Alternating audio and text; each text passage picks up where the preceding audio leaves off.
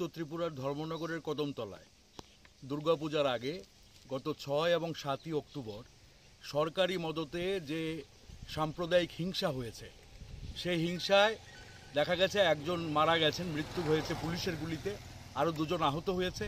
আর ওই বাজারে মানে দোকানপাট যেগুলি ছিল, মোটামুটি সমস্ত দোকানপাট লুটপাট হয়েছে, আগুন দিয়ে পুড়িয়ে দেওয়া হয়েছে এবং মানুষ সর্বশান্ত হয়েছে। এবং 7 থেকে 8টি বাড়ি, সংখ্যালঘুদের বাড়িও জ্বালিয়ে দেওয়া হয়েছে এবং সেখানে পুলিশ ছিল নির্বিকার। তো এখন দেখা গেল যারা ক্ষতিগ্রস্ত হয়েছে, দোকানপাট যাদের নষ্ট হয়েছে, এরকম আজকে এখানে 8টি দোকানদার এখানে এসছেন মানবাধিকার কমিশনে, তারা আজকে দাখিল করেছেন। সরকার তাদেরকে কম্পেনসেট করার কথা, ক্ষতিপূরণ দেওয়ার কথা। সরকার দেখা গেছে যে ক্ষতি হয়েছে 10 লাখ, ক্ষতি হয়েছে 20 লাখ, কিন্তু সরকার কম্পেনসেশন দেখেছে 50,000, 20,000, 25,000।